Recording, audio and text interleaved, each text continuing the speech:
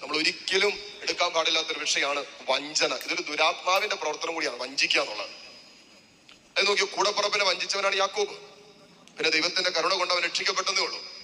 ദൈവം കരുണാമയനായത്. പക്ഷെ സ്വന്തം കൂടപ്പുറപ്പിനെ വഞ്ചിച്ച യാക്കോബ് വഞ്ചിക്കപ്പെടുന്ന നമ്മൾ കാണുകയാണ്.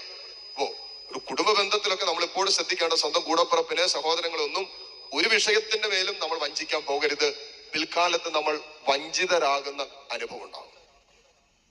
ഇന്നല്ല, നാളെയല്ല, ചിലപ്പോൾ 14 വർഷം കഴിഞ്ഞായിരിക്കും. ഈ വിഷയത്തിൽ എപ്പോഴും ശ്രദ്ധിക്കേണ്ട ഒരു കാര്യമാണ്, വീട്ടില് എപ്പോഴും വഞ്ചന ഉണ്ടാകുന്നത് സാമ്പത്തിക കാര്യങ്ങളിലായിരിക്കും, അല്ലെ? പലപ്പോഴും സാമ്പത്തിക വിഷയത്തിന്റെ മേലിലാണ് പല കുടുംബങ്ങളിലും ഈ വഞ്ചനയൊക്കെ നടക്കുന്നത് മെയിനായിട്ട്. അതല്ല എങ്കിൽ ചിലപ്പോൾ സംഭവിക്കുന്നത്, വിവാഹമൊക്കെ ആലോചിച്ച് ഒക്കെ ഉറപ്പിക്കുന്ന സമയത്ത് പലരും വഞ്ചിക്കപ്പെടുന്നത് ചിലപ്പോ കള്ള സർട്ടിഫിക്കറ്റ് കാണിച്ചും, ഇല്ലാത്ത പഠനം കാണിച്ചും, ഇല്ലാത്ത പറമ്പ് കാണിച്ചും ഒക്കെ വഞ്ചിക്കപ്പെടുന്നവരുണ്ട്. ഈ വഞ്ചനയുടെ മുറിവ് എപ്പോൾ മനസ്സിൽ കിടക്കും. വഞ്ചിച്ചാൽ തീർച്ചയായിട്ടും വഞ്ചിക്കപ്പെടുമെന്നാണ് വചനം പറയുന്നത്. അതുകൊണ്ട് ഈ വിഷയത്തിൽ നമുക്ക് ഒരു ആത്മീയ ഉപദേശം ഉള്ളത് നല്ലതാണ്. നമ്മുടെ കുടുംബത്തിലൊക്കെ ഒരു ആത്മീയ ഉപദേശം ഉള്ളതാണ്. വഞ്ചിക്കപ്പെടാൻ ബോധപൂർവം നമ്മളെ അനുവദിച്ചാലും നമ്മൾ ആരെയും വഞ്ചിക്കരുത്. ആത്മീയ ഉപദേശം അതാണ്. വഞ്ചിക്കപ്പെട്ട വഞ്ചന തീരുന്നതിന് മുമ്പേ വഞ്ചിക്കപ്പെടുമെന്നാണ് വചനം പറയുന്നത്. പിന്നെ ഞാന് യാക്കോബിന്റെ കാര്യം ചിന്തിക്കുമ്പോ, യാക്കോബ് സമ്പത്ത് അടിച്ചു മാറ്റാനൊന്നും അല്ല വഞ്ചിച്ചത്. യാക്കോബ് സഹോദരനെ വഞ്ചിച്ചത് അപ്പന്റെ അനുഗ്രഹത്തിന് വേണ്ടിയിട്ട്, അല്ലേ? അങ്ങനെ കാലങ്ങളിൽ ചെയ്യോ? അപ്പന്റെ ഷെയർ കിട്ടാൻ വേണ്ടി ചിലപ്പോൾ അപ്പനെ വഞ്ചിക്കും, സഹോദരങ്ങളെ വഞ്ചിക്കും. അപ്പൊ വീതം വെക്കലിന്റെ സമയത്തൊക്കെ ചിലപ്പോൾ നമ്മൾ സഹോദരങ്ങളെ വഞ്ചിച്ചെന്നിരിക്കും. പക്ഷെ യാക്കോബ് സ്വന്തം സഹോദരനെ വഞ്ചിച്ചത് അപ്പന്റെ അനുഗ്രഹം കിട്ടാൻ വേണ്ടിയിട്ടാണ്.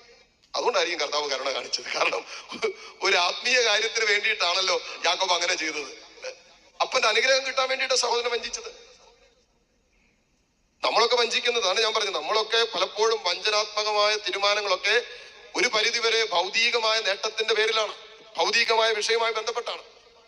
അങ്ങനെ കുറെ സ്വന്തം സഹോദരനെ വഞ്ചിച്ച് ഓടിപ്പോന്ന യാക്കോബ് ലാബാന്റെ കീഴെ 10-14 വർഷക്കാലം 2 പെൺമക്കളെ കിട്ടാൻ വേണ്ടി റാഹേലിനെ ചോദിച്ചു, വഞ്ചിച്ചു, ലേയെ കൊടുത്തു. വീണ്ടും റാഹേലിനെ ചോദിച്ചപ്പോ 7 വർഷം കൂടി പണിയെടുക്കാൻ പറഞ്ഞു. അങ്ങനെ 14 വർഷക്കാലം അടിമവേല, വഞ്ചിക്കപ്പെട്ടതിന്റെ പേരില് വീണ്ടും അടിമയെ പോലെ വഞ്ചിതനായി, സ്വയം വഞ്ചിതനായി ജീവിക്കേണ്ടി വന്ന യാക്കോബ് അങ്ങനെ കല്യാണം കഴിഞ്ഞിപ്പോ എത്ര പേരുണ്ട്? 2 ഭാര്യമാരുണ്ട്, ലേയും റാഹേലും.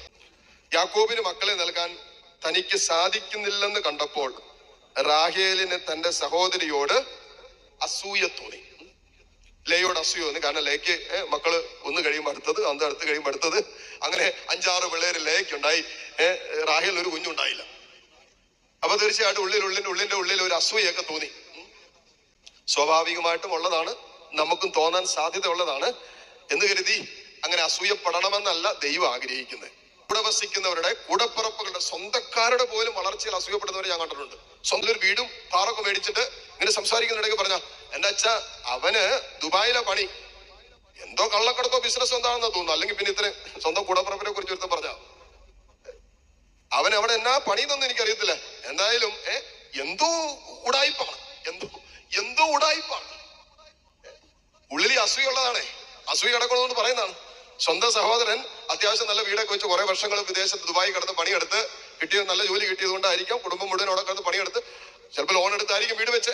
ഇതൊന്നും അറിയാതെ പറയാണ്, അവിടെ അവൻ എന്തോ ഉടായിപ്പുണ്ട്. എന്റെ സഹോദരനായത് കൊണ്ട് പറയുന്നല്ല, അഡീഷണൽ ചേർക്കുന്നവന് എന്റെ കൂടപ്പുറപ്പായത് കൊണ്ട് പറയുന്നല്ല, അവൻ എന്തോ ഉടായിപ്പുണ്ട്. അല്ലെങ്കിൽ അവൻ ഇത്രയും വലിയ വീട് വെക്കാൻ പറ്റുവെച്ച. അപ്പൊ നമുക്ക് അപരന്റെ വളർച്ചയിൽ ഒരു അസൂയ സ്വാഭാവികമായിട്ട് മനുഷ്യ മനസ്സിൽ രൂപപ്പെടും. അതിനെ അതിജീവിക്കുന്നതാണ് ആത്മീയ വളർച്ച എന്ന് പറയുന്നത്. അതിനെ പറയുന്നത് അസൂയ മന്ത്രവാദം പോലെയാന്നാ പറഞ്ഞത്. മർക്കടമുഷ്ടി ആഭിചാരം പോലെയാന്ന് പറയുന്നത്. ഇതെല്ലാം വിഗ്രഹാരാധന പോലെയാന്നാ പറയുന്നത്. ഏത്? ഈ അസൂയ എന്ന് പറയുന്നത്.